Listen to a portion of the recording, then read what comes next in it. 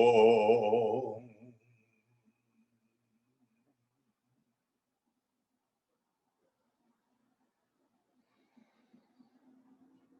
Om.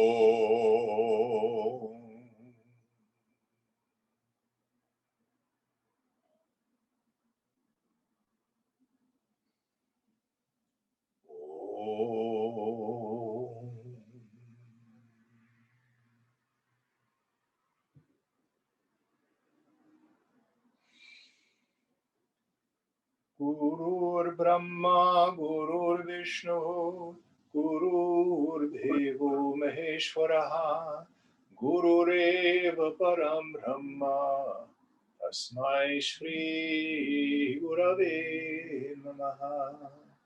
Chinmayam Vyapyat Sarvam, Trailokyam Sacharacharam, Tatpadam Darshitam Yena, Tasmai Shri Gurave Namaha. Tvameva Mata cha Pita Tvameva bandhuscha sakha Tvameva vidya dravinam Tvameva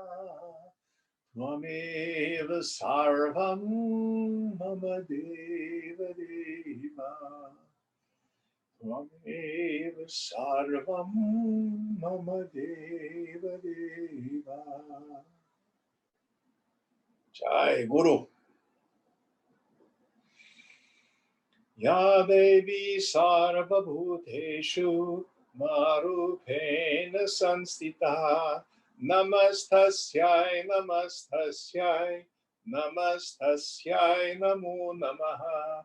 Ya Devi Sarvabhuteshu Shakti Rupena Sanstita Namastasyai Namastasyai Namastasyai Namo Namaha.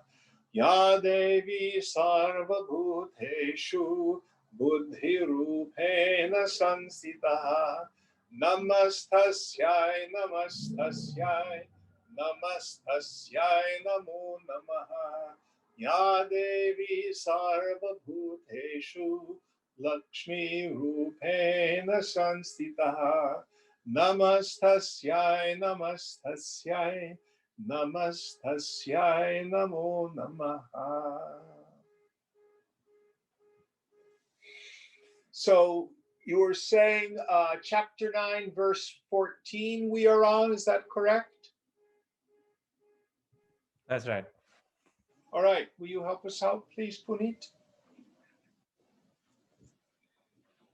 Gandvaikante vivichaita adhyadbhati mamatvatah tatat paritajya param swatma. Sorry, tatat paritajya param swatmanabhilakshaya. Having gone to a lonely place, discerning this truth and discarding all those which appear with the characteristic of mine, perceive your own self, which is different from all of them, being free from the concept of mine. So here Hemaleka is now giving Hemachyuta specific instructions as to what to do. Now, mind you, he's had all this preparation up till now. So he goes to a solitary place and he begins Drik Drishya Viveka, discrimination between the seer and the seen, as Swamiji would say. Atma, Anatma, Viveka, discrimination between the self and the not self. Let's review the practice.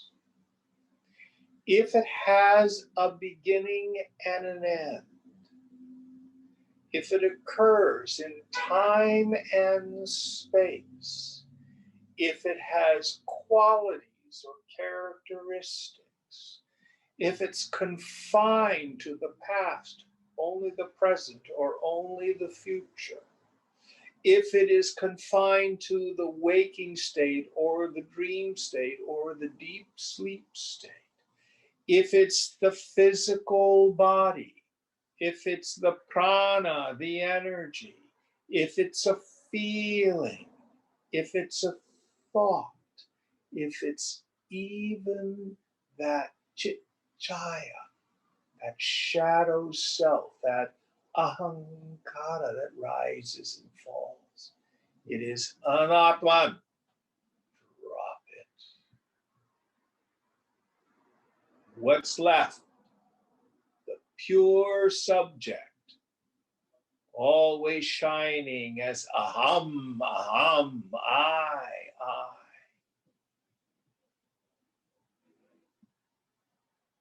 Nirupaham, without any form. Vigunaihi, beyond any of the qualities of mind. Nirmalam, without any taint. Vishuddha, extremely pure.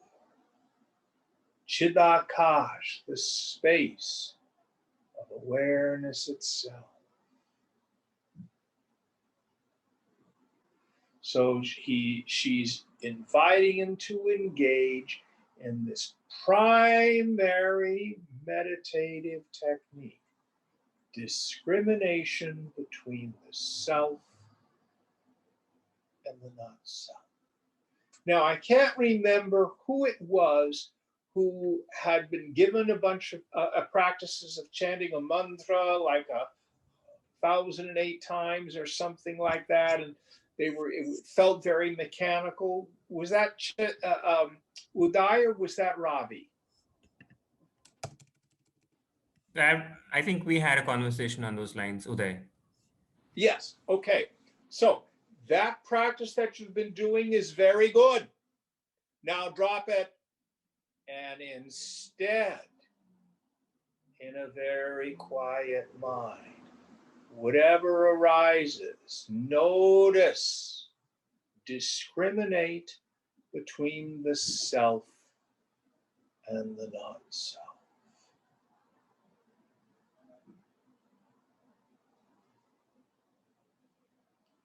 If it's a vision, if it's a this, if it's a that, drop it. Just let there be silence for now. Okay. If your mind is noisy, pick up the mantra. Right. The point is, engage in this atma vichara, this investigation into the self. Are you clear on the practice? Yes, very much. Excellent, excellent. Any other questions or thoughts? Okay, let's see what Hemachyuta does. Yataham te mamatvena bhasana natmata mai sambandha matradatmai miya na swarupa gatahyaham. For instance, on account of my appearing to you as mine or my wife, there is no selfhood in me. That is, you do not consider me as yourself. I belong to you by mere relationship, but I am not contained in your self nature. Yes. So I and mine make those distinctions, subject, object. And this is where we have to really understand how direct it is. Frequently, people will come and they will study Vedanta and they'll say, well, I have read this about the self, or I have heard a guru say this about the self. And they're talking about the self as if it's some object, something other than you. And then what I want to do is I'll hold something up. Here's my iPhone. Can you see the iPhone? Yes. Who sees it? I do. Are you an iPhone? No. You're the one looking at it. That's yourself. Now, Do that with everything.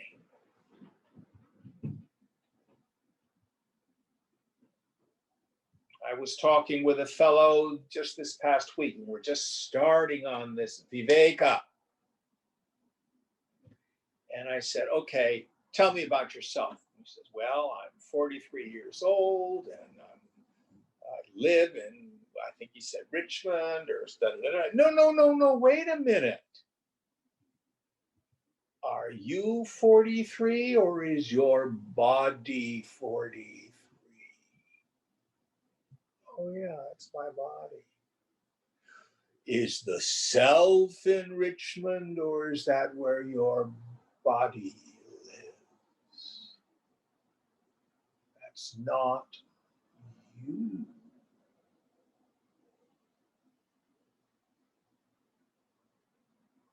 And these ideas of self can be very subtle. So it takes a very quiet mind to be able to discern the difference between these thoughts of self, these assumptions of self, and the direct experience of I.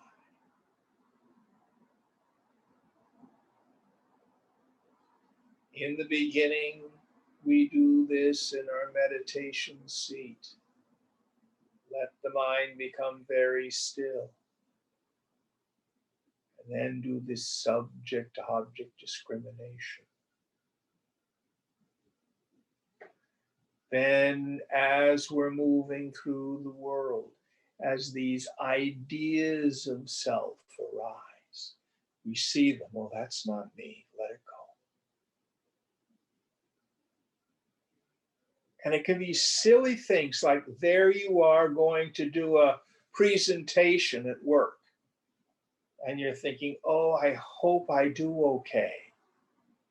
Who is it who's concerned about doing okay? Oh, that's just the ego. That's not the witness. Drop it.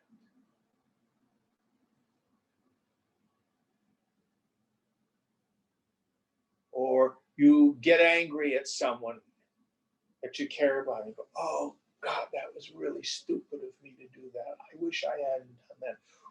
About whom are you speaking? The self? Or is that the behavior of the body, the reactions of the mind? Let it go.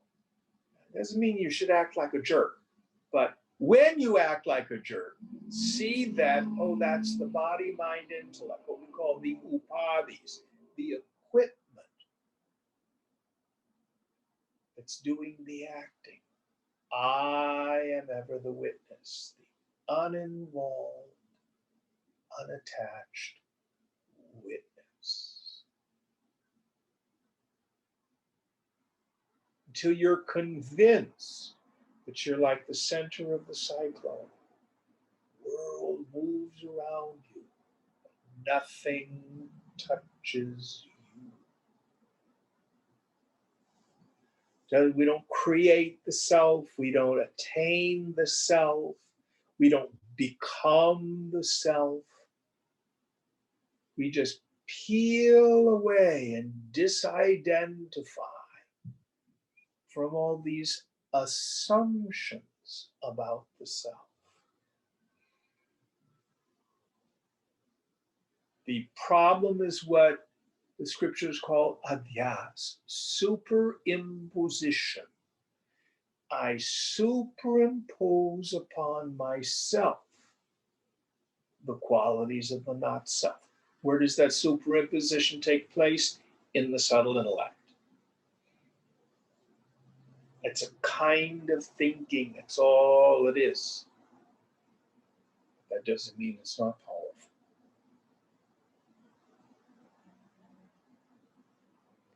Any questions about the practice? Next verse. Mamarthamakhilam tyaktva yatyaktum naiva shakyate tamatmanam samaklakshya param shreya samapnuhi. Having abandoned all objects deemed as mine, and also perceiving the self, which is not at all possible to be given up, obtain the highest good. Yes. So, what we want to do is disidentify, withdraw our attention from everything negatable and see what remains. Now, there's a tricky piece here. We know the world with a subject object relationship. I know the phone. I hear the sound of the traffic. I know my feelings. I know my thoughts. How do I know I am me? I don't know. I just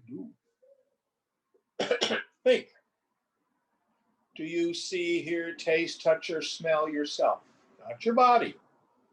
The very experience of I. No. Do you feel yourself? Are you an emotion? No. If I have an emotion, I feel it. Well, I thought God was love. Does love come and go? Yeah. Does it have qualities? Yeah. Drop it. All your ideas, even ideas about the Vedanta, drop them.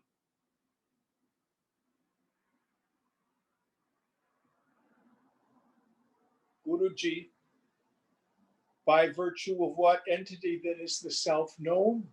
Is consciousness one aware of consciousness two? No.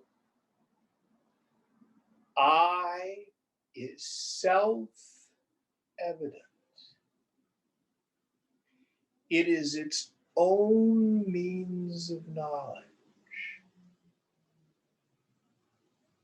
We get words like swayambhu, self-existent, self-evident. It is I, myself, who knows me. Swayamjyoti, self-luminous, self-effulgent. I need no other light to light it. It is self-effulgent. But never seen as an object. Remember what she said earlier. It's like trying to show someone their eyes. I cannot show you your eyes. Therefore, you probably don't have eyes. But I see. Same thing. I cannot go, there's yourself, a little lump of stuff. No.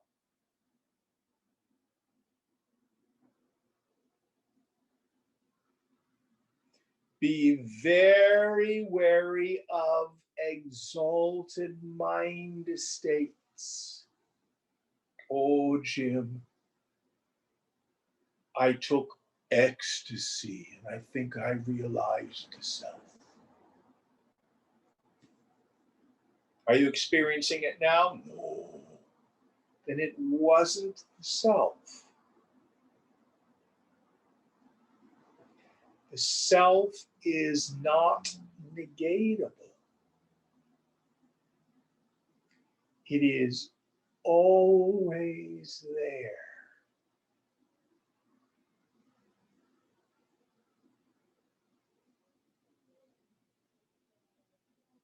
Next verse. Ityukta priyaya hema chuda atmaya vaidrutam yaya vashvam samaruhya tatshane nagarat bahihi. Thus told by his wife Hemachuda, getting up quickly and mounting his horse, went out of the city at that moment. So he just leaves her there. I'm going to get this. And he rides away. Going on. Udhyanam nandanam samam pravishya shanamatrataha vanananta saudhamunnatmatram spatikam pravisheshaha. Entering a garden equal to the garden of Indra, the chief of gods, in a short time he entered into a tall crystalline mansion on the borders of the wood.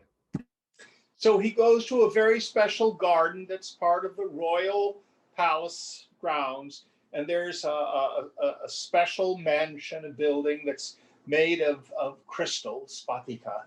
And he goes up into an upper room. Now, there's a very important point that's indicated here. Notice he doesn't do this at the feet of Hemaleka. In Bhagavad Gita, Scripture very clearly says a man, a person, raises himself by himself into the self. We must do the work. Shankara has this long list of images. Man has his son to relieve him of his debts, but not to free him. If a person is sick, I can't ask somebody else to take the medicine. This medicine tastes awful. I will pay you $10 to take it for me. Doesn't work that way. So each one of us must do the work ourselves. The Guru can show you what to do, can inspire you.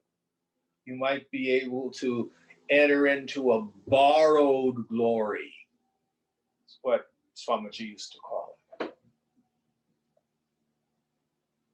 But to be rooted in it, we must do the work ourselves. So Hemachyuta goes off by himself into his crystalline palace. Going on. Vrisijya anucharan sarvan dwarapalan na shasayat na kopyatra pravishatu mayai kanta vicharane. Sending away all the attendants, he ordered the gatekeepers as follows: let no one enter into this place when I am having solitary reflection. So here we have an instruction of what we are to do in meditation. Deal with the logistics. If your home is big enough, ideally have a meditation room, a place where you do nothing but spiritual practice. Many of us can't afford to do that. Have a meditation spot. Maybe if you have a mandir in your home in front of it. Or if you don't even have that, a chair or a asana on the ground where you meditate every day, your sacred spot. You'll charge it up, you'll build up the energy there. What are you going to do about disturbances? This is not meditation.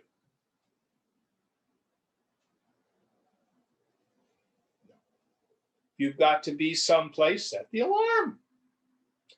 Turn the phone off.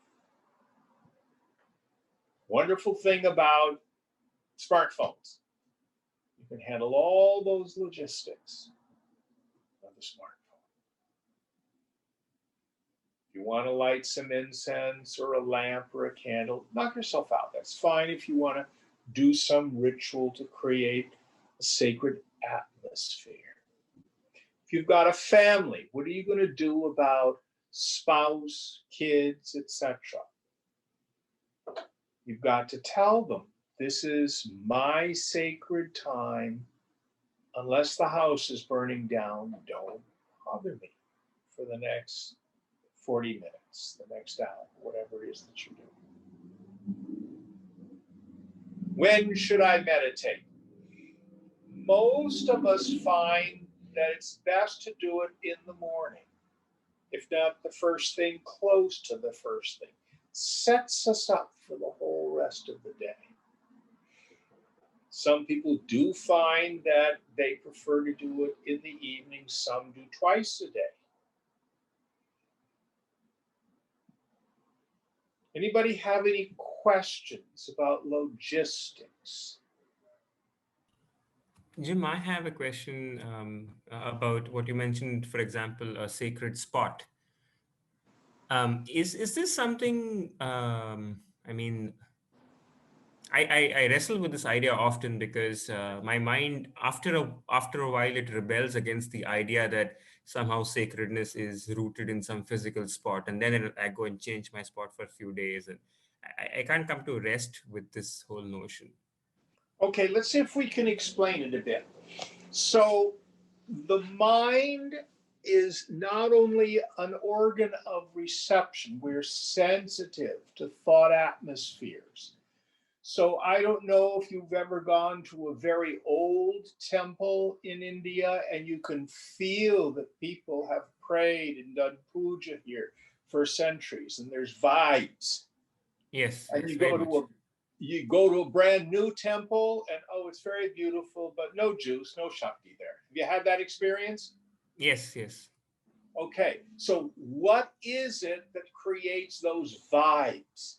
It's not necessarily that it's a particular power spot on the earth's, ley lines or something like that. Some people believe that. The real operative thing is people have prayed and worshiped there, and they leave a thought atmosphere. We can feel it. So we not only are receivers of it, but the mind is a transmitter of it too. And physical spaces can absorb and hold that energy. I cannot tell you how many of my students come in the front door and they sit down and they go, oh, it's so good to be here. I haven't done a thing. I haven't said a thing. It's the fact that dozens and dozens and dozens of people tuned up, meditated in this space for a couple decades. It's got vibes. So if you have, first of all, you can meditate anywhere if you're a good meditator. It's not limited. But if you have a sacred spot, you will leave a vibration there. Just like when you go to an old temple. Not only that, the mind is a creature of habituation. So, for example, they tell you not to watch television in bed. Get up and watch television. Keep the bed for sleeping. Develop the habit. That's what I do in bed. I sleep. I use the couch or my lounge chair for watching television, etc. Because you get the habit of doing something. So if you meditate in the same location, your unconscious will say, oh, yes.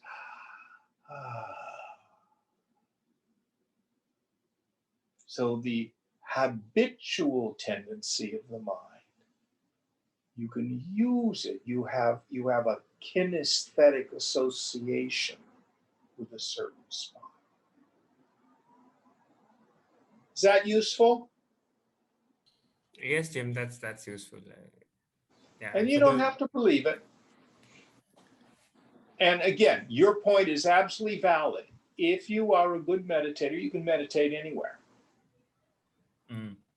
The other thing that you want to make sure about your asana is the idea is to be able to withdraw from body awareness. So the most important thing is to be able to keep your spine straight, and where you can sit for a long period of time and be comfortable.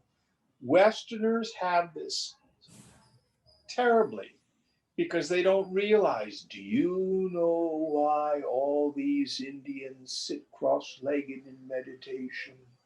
It's a very deep mystical secret. It's because culturally there aren't any chairs.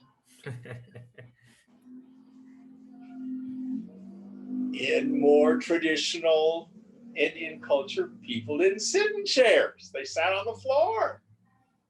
So their hips are used to stretching. Their backs are strong. Westerners don't grow up that way. For God's sake, sit in a chair. There's nothing fancy about sitting. It just gives you more independence. But what you don't want to do is be in pain and struggling. Is that useful? Oh, yes, yes. Yeah. Thank you. Guruji Jim, can I make a small observation? Please. Clarification. The point about a temple and especially the ancient and the vibe or the peace it gives you, it can be experienced without a doubt, especially some of the older temples in South India and other places. Okay, and here also. On the other side, the flip side, I have been part of some places where a parking lot is converted into a large yagashala or something for a 3-day or a 7-day festival. When you turn it into a puja or whatever, you get an amazing vibe at that. So when 50 or 10 or 100 folks sit and chant in unison, that creates a vibe. So absolutely. So I just thought and go to the Kumbh Mela if you want to feel vibes. There you have millions of people with an intention on the sacred. No, these are group thought atmospheres. And everybody experiences, you just go to a sporting match. Yeah, you wouldn't do that at the office. We do it at a football game, or a rock concert or something like that. Whenever people get together with a similar intention, you get a group consciousness. You're absolutely right. If that intention is sacred, so much the better. Excellent, excellent point. Thank you. Anybody else? Thank you. On the logistics. All right, next verse. Rajamatya Akshaguruvo Raja Vyapyatra Sangatah Apraveshya Eva Yavad Ahamagyam Dishami Vaha. The king's ministers, the gurus, or even the king come here should not at all be admitted until I give you the order. Yes. So again, keep your sacred time. Just that.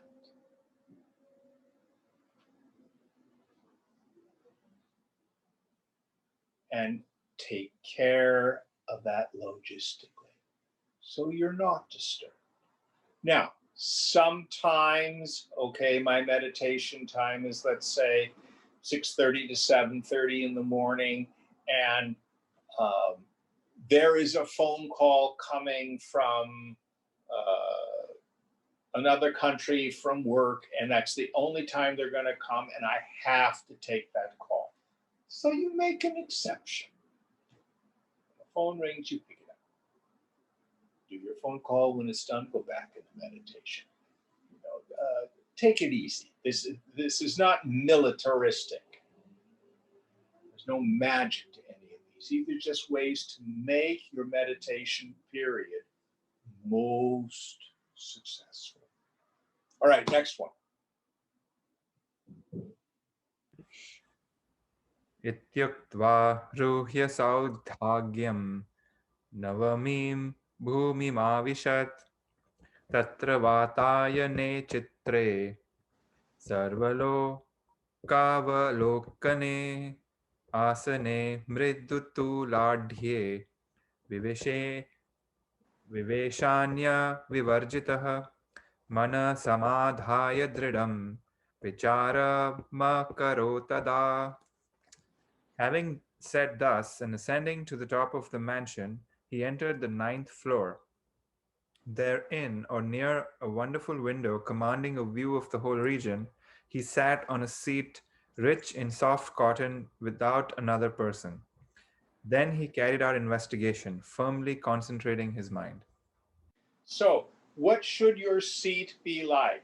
In Gita, we talk about kusa grass and it's covered by a skin. There's nothing fancy about the animal skin. What it did was it would insulate the yogi if he were out in the forest from the dampness of the ground and stuff like where it was cold or hot. So make sure your asana, your seat, is comfortable. In most ashrams, if you go to them in India, at least the ones I've been to, you get a little piece of rug, and it's just what we do. We have a little asana that we sit on.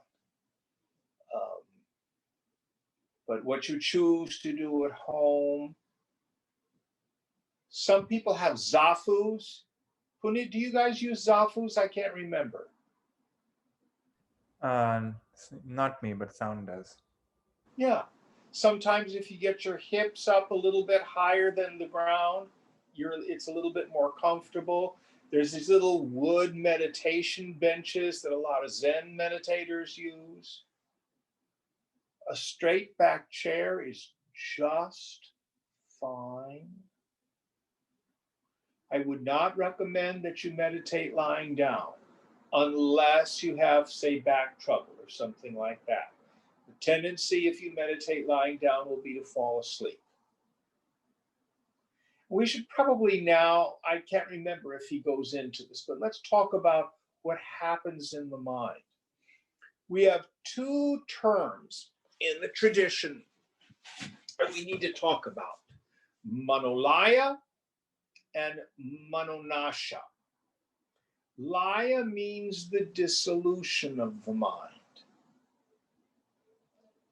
Manonasha means the destruction of the mind. Oh, I don't want that. That sounds terrible.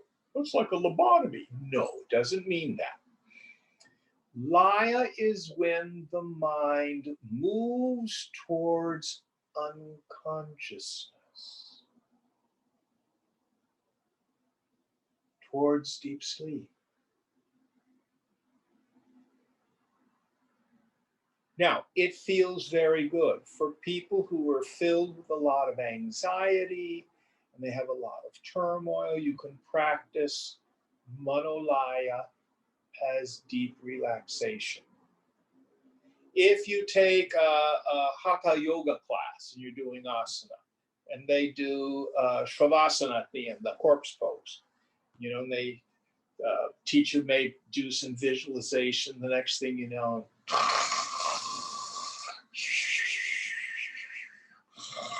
somebody falls asleep. That's good. That may be the only time they get any deep relaxation. So laya isn't bad. It's just not meditation. Manonasha. Mind at meditation is silent, but vigilant and alert. If you've ever seen a cat stalk like a bird or a moth or a butterfly, it will be absolutely still with its attention absolutely focused till it bounces. That's the mind at meditation. course, for young people, I like to say, you're driving home from the club and there's a police car behind you. All of a sudden, hands at 10 o'clock and 2 o'clock. Make sure you're only going 55 miles an hour. All of a sudden, you're very attentive. That's closer. So it has this intense focus, this intense attention.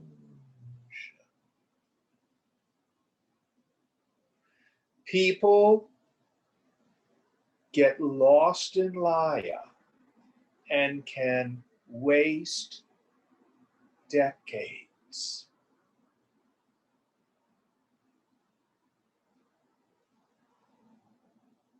Now, one of the ways as a teacher I can tell if someone is going into Laya is their body posture will collapse. When we used to have classes here in my living room, we'd have meditation and I'd watch people and I can see someone, their head would start to go like this, or they'd go. That's Laya. Now, in some of the Zen traditions, you meditate with your eyes open. That's perfectly okay. If you find going to sleep problematic, it is a good way to make sure your mind doesn't go into Laya. Now, Hemachuda will address this a little bit later, but I want us to understand the distinction between these two directions the mind can go while you're sitting. Any questions about them? Jim, just one very quick question. Again, it's something which I've not managed to get a good answer to. Is it unadvisable to sit in direct contact with the floor? For example, I have a stone floor. It's not too cold, not too hot. It's up to you. The Okay. tradition is you have an asana, but it's not required. It's up to you if you're comfortable on it. Okay. It's not going to do anything except make your butt cold. Right. I mean, it's a hard surface. You have the cotton or something like that, you know, because it depends on how much padding you have. When you get to be my age, your butt moves around to the front. It's painful to sit on hard surfaces for any length of time. Remember the concert we went to, Puneet, where there was that Avadud lady who played and sang, and she had the really long hair, and they were really hard wooden chairs. My butt was in agony because I'm old. So it's up to you. Okay, good. Thank you. Any other questions? If you wish to follow the tradition, we sit on an asana. That's all. I'd like to make a structural comment, which is that. Daniel, yes.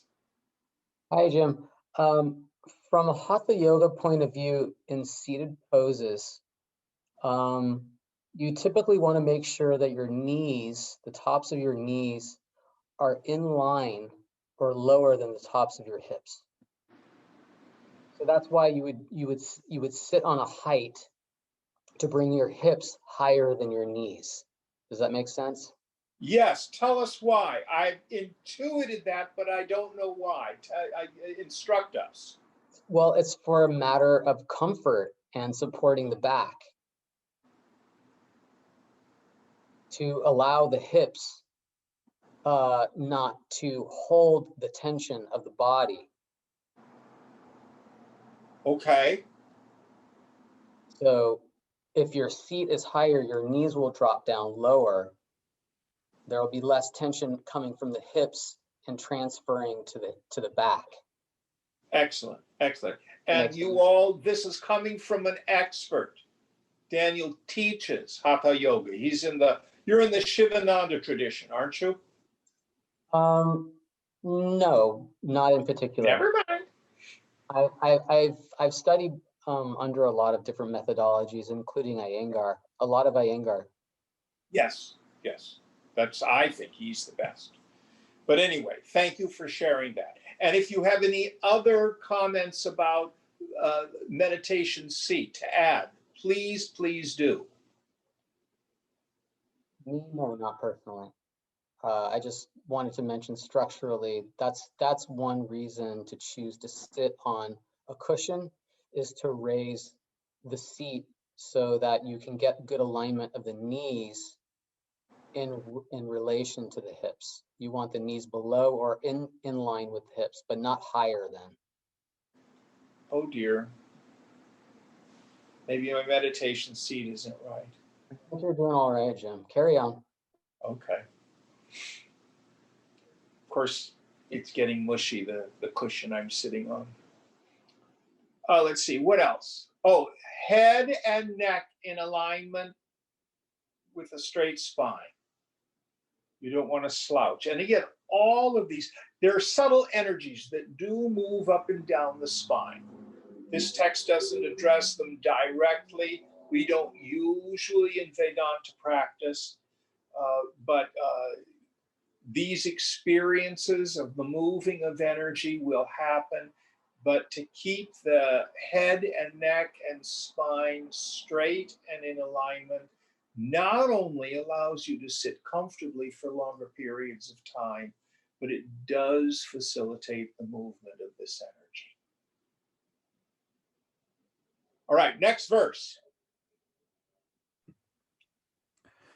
Nanu mete jana sarve katham evam vimohitaha Naiko patra vijanati swatmananam leshatopi vai.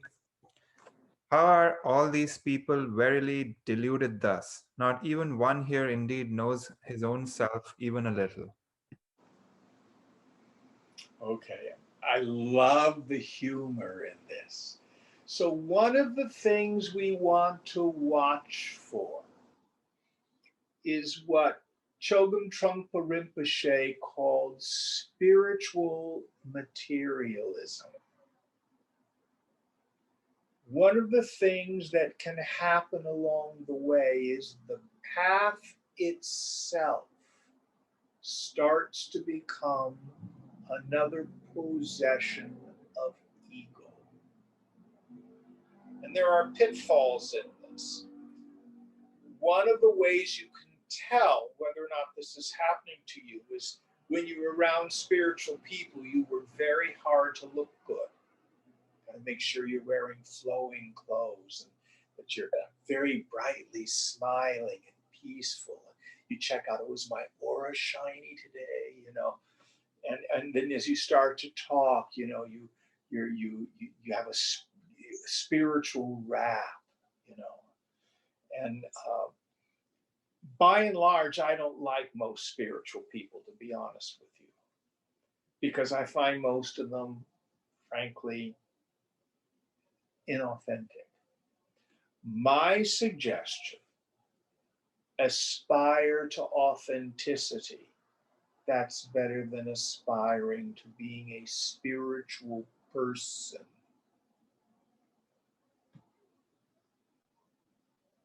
If you're fasting, don't let everybody know about it.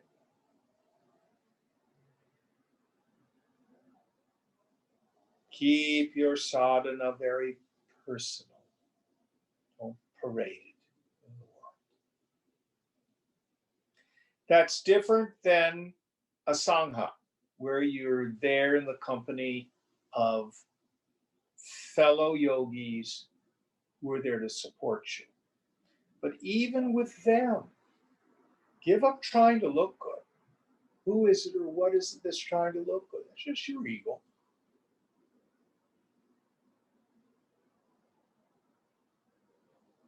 Any thoughts on this?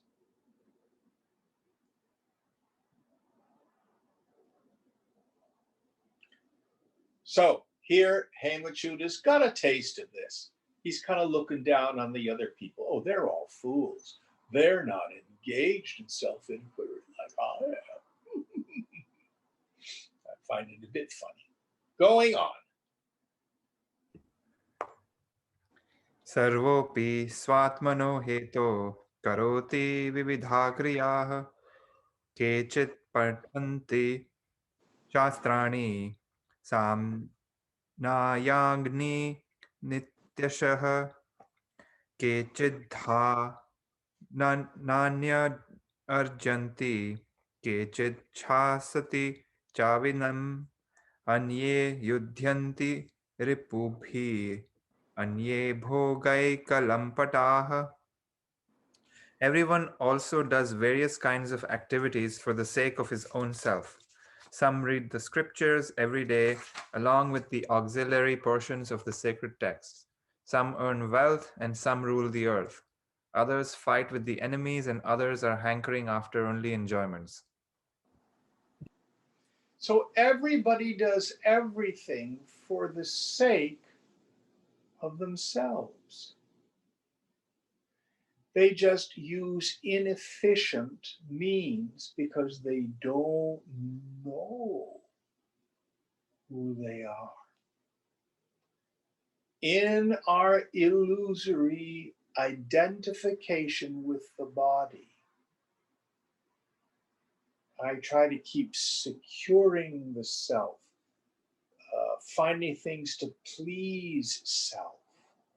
We're going to find that that self, ahankriti, is a false self. It's a phony self. It's a shadow self. It's not who I really am.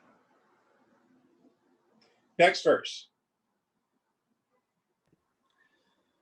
Kurvantyetat swarthamete sa swatma katamo bhaved nainam janati kopyatra kuta evam ayam brahmaha.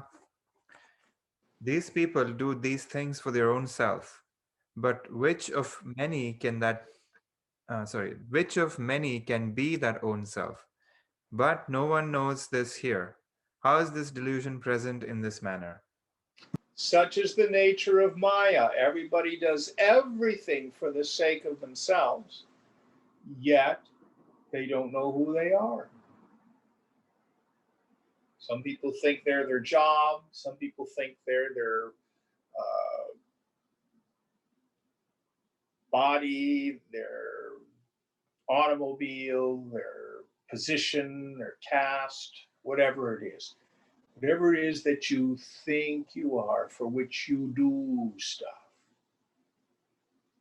yet we don't really know who we are. Going on.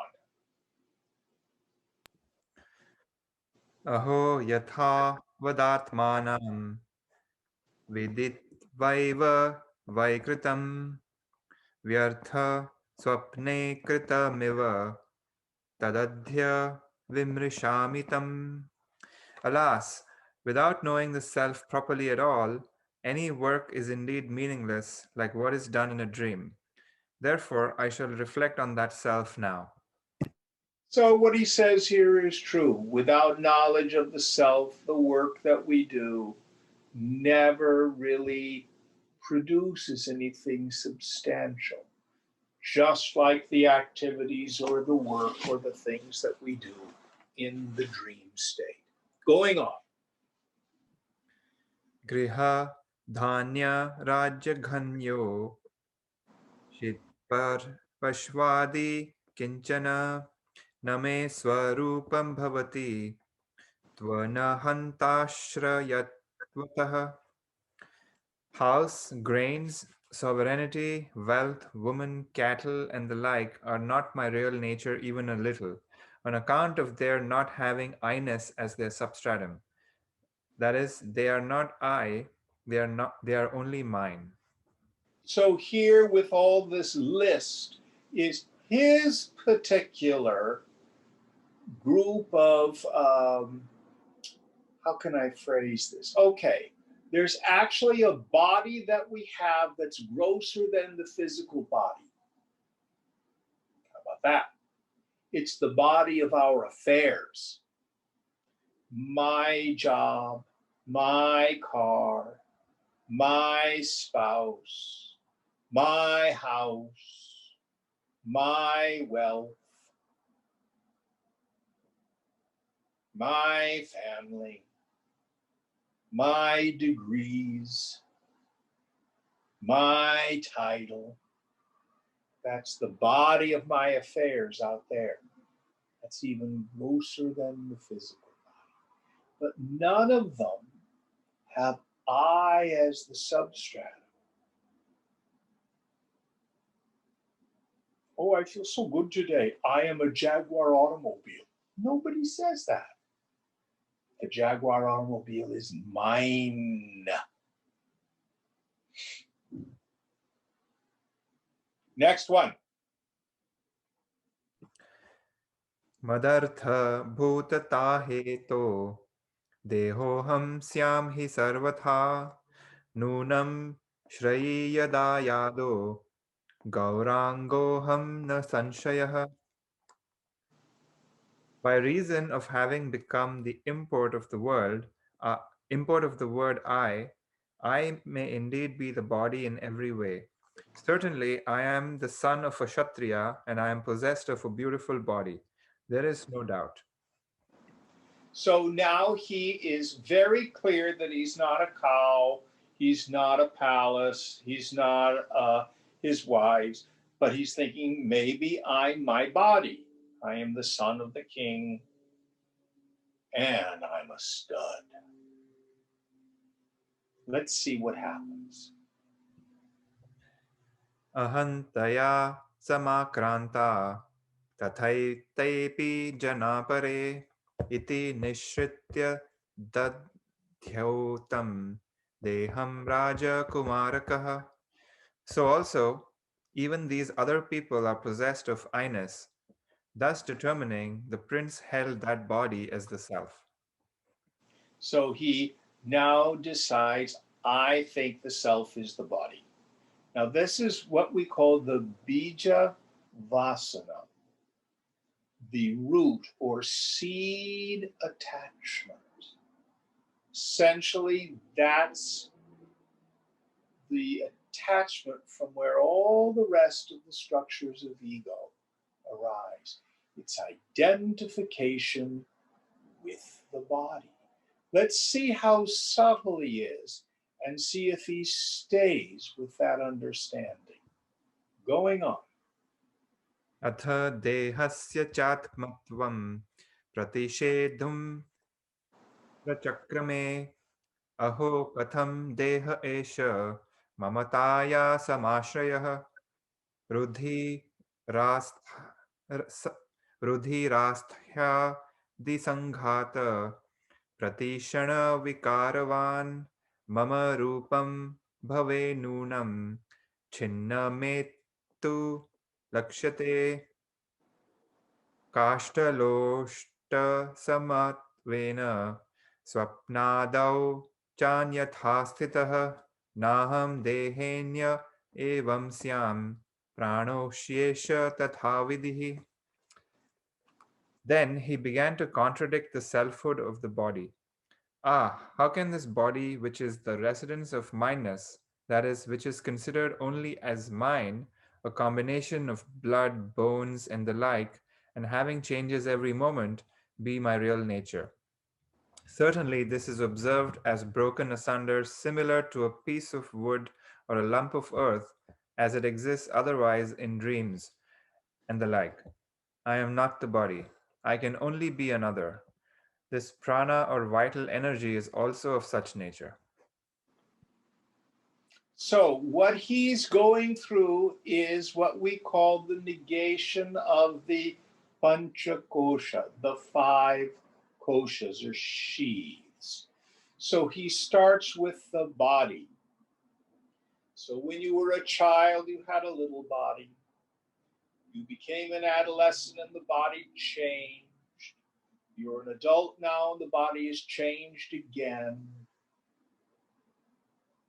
But are you not aware of the changes in the body? You have witnessed the changes. We can also do what I call the amputation meditation. If your foot were cut off, are you still you? If your arms were cut off, are you still you? What part of the body is essential for your identity? Now, most importantly, focus for a moment on your breath and feel the breath in the body. Take a deep breath.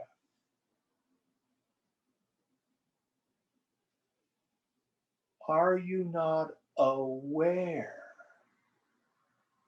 of the breath in the body? Rub your hands together. Are you not aware of the body's sensations? In fact, you have a subject object relationship with the body. Now, he moves to the next. This is called the Annamaya Kosha, the food tube. It is born, it grows up, it grows old, and it dies. It consumes a mountain of food and it produces a mountain of poop. And in the end becomes food for worms. That's what a body is. That's what it does.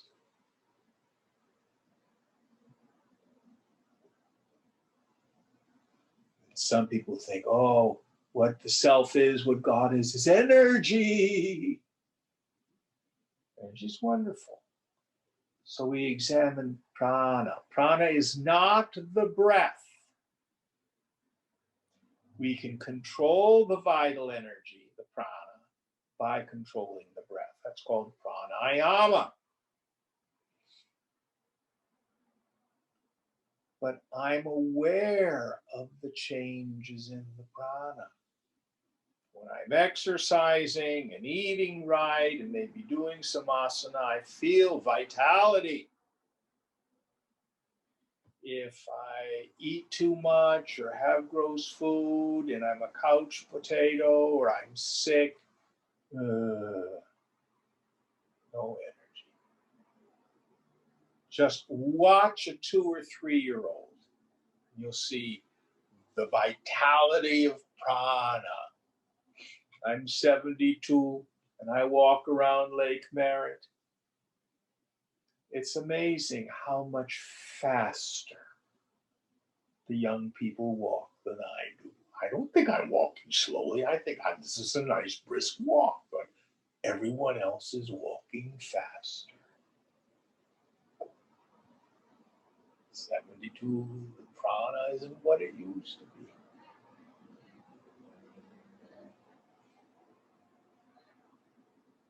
Get down on your hands and knees and try to get up off the floor without grabbing something. Then you'll see, oh my God. So I know the prana. It is an object of awareness. I am not the pranamaya kosha. I'm not the vital energy sheath. Next verse. Mano buddhishcha naham syam yata etan mameritam ato dehadi buddhyantad anya eva na sanshayah. I cannot also be the mind or the intellect since this is proclaimed as mine. Therefore, I am only different from the entity, beginning with the body and ending with the intellect. There is no doubt. Yes. So he now lumps the two, the manomaya kosha, the mental sheath, and the vijnanamaya kosha, the intellectual sheath. Manas, buddhi, are the words he's used here. Don't get too concerned about the distinction between manas and buddhi. To simplify it, I usually say manas, mind, is where feelings, reactions, judgments happen. Intellect is cool. It's where thought happens. So here he says, I am not my feelings. I am not my thoughts. I must be something fundamentally different because I know my feelings. I know my thoughts. They pass in front of me like my hand in front of my face. I like to use traffic, such a wonderful metaphor. When I listen to the traffic, sometimes buses go by, sometimes quiet cars, sometimes it's very noisy during rush hour. Late at night, it's very quiet, just an occasional car going by. It's very much like the mind.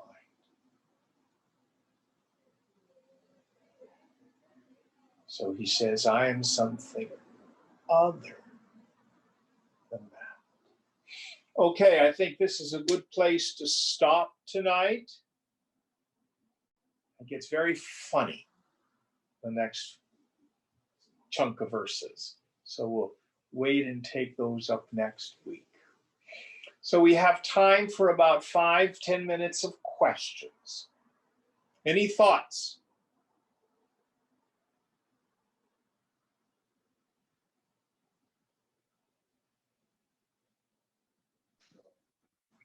Jim, I'll go first, okay? Please. It's okay. Earlier mentioned about self being self-evident.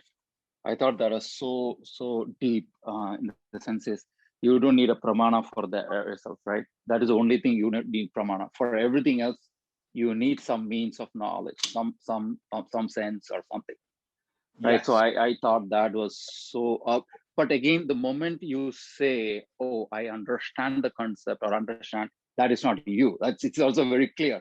So That's a any thought. yes, it's a thought, or you understand. Oh, I think I know the self. If you even the moment you have the thought or intellectually try to figure out, the thing is you are not that. That's the point. So, Very but good insight. yes. So the when we talk about all this meditation and all the mano nasha, what we're talking about is the chitta vritti nirodha, right? The third line of Yes. Patanjali Yoga, that when you are in that, there's nothing to, then the question becomes like, I want to experientially know myself. That's very illogical way of saying. When you say, the moment you say experiential, the only way you can experience is through your mind. If you are experiencing through the mind, you are not yourself. So All right. the third line, when you, all you can say is the silence. When you are in the silence, you are the observer, you abide in yourself. Tada drishtuhu swarupe avasthanam. You are in your true self. That is the only nature. Only thing is that the chitta vritti nirodha has to be there for throughout for the self-realization. Am I wrong in the approach? No. But let's see if we can. This is great stuff. Let's see if we can peel this apart. So I'm going to borrow some of the language of Yoga Vasishtha. Both bondage and liberation occur to the mind. The self is ever free. There is no other bondage than the deeply rooted conviction in the mind that I'm bound, meaning I think I'm my body. There is no other liberation than the deeply rooted conviction, rooted in direct experience as the result of samadhi,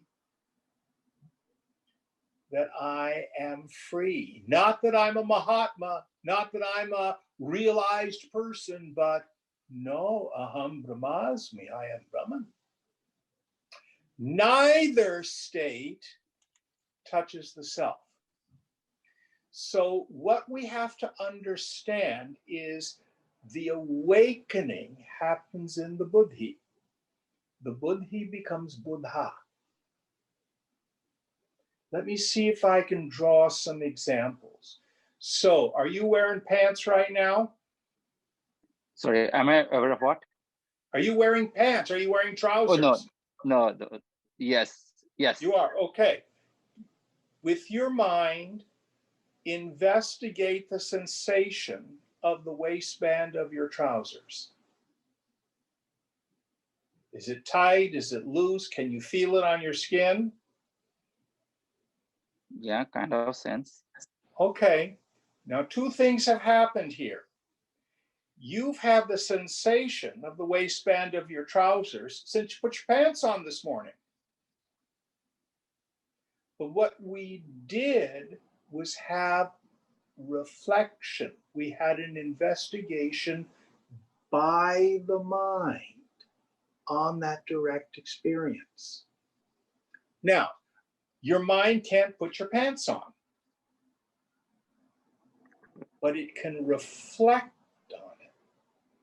So the technical term is called pratyavijnana, recognition. So what happens in the subtle intellect, we thin the mind, we thin it, we get it thinner and thinner.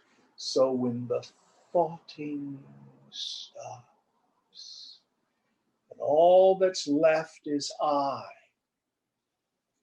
And then when the mind returns, it goes, oh, there's nobody there. I am not a person. I am that vast empty space of consciousness, not as an idea, but as a direct experience. Wonder of wonders. There's just this vast empty peace. Oh my gosh. The lights are on, but nobody's home. That state does not change yourself. Now listen very carefully. Shrunahu. There are two kinds of knowledge we're talking about here. The first is a perfect knowledge, and that's the self-evidence of I. You could gain it, you could lose it. But the most miserable of fools is having that experience. Pardon me, sir? Are you self-realized? No. What are you? Miserable. Oh, by the way, sir, are you aware of your misery? Oh, yes. You know that you're miserable? Yes. Do you exist? Yes. What's your existence? Miserable. I am, I know, I shine. He's fully experiencing the self, but in his mind, he thinks he's the qualities of his mind. He thinks he's the jiva. And that's why he suffers.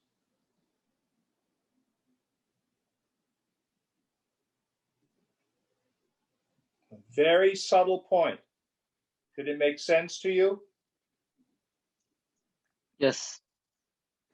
Now, what you'll find, you take a scripture like Vivekachudamani, and at the end, when the Shishya has that moment of realization, he'll be saying things like, oh, bondage isn't real. Liberation isn't real. The guru isn't real. The scripture isn't real. Only I am real. Wonder of wonders. Everything else has fallen away. Did this change his self? No. What changed? This profound, deep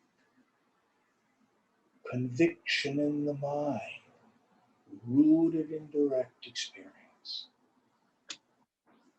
And it is the mind that then reflects on the fact of its own disappearance. And because you can then reflect on direct experience, unlike the waistband of your trousers, selfing is never objective knowledge. Yet it's always going on. You're always you. Another very important point. The self is difficult to realize, not because it's far away or special, but because of its profound ordinariness. When are you ever not you? Remember, the self has no problems. It's only my stupid mind.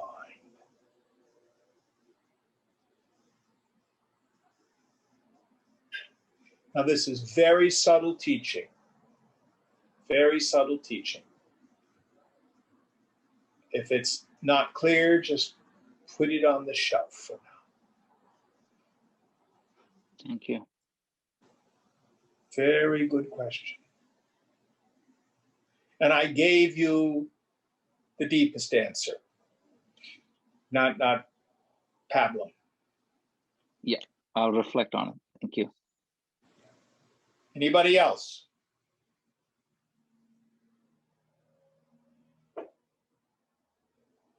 All right, let's sit. And by the way, yogas chitta vritti nirodha. In the end, you're not worrying about binding back any thoughts. Why should you bind back something that isn't real? That's like trying to tie up a rainbow. So there's a place beyond that. Or we can say the way to completely bind back the mind, or nirodha, is to get the fundamental unreality of the mind itself.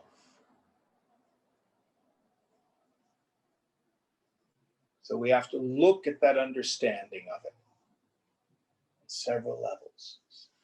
It's nuanced.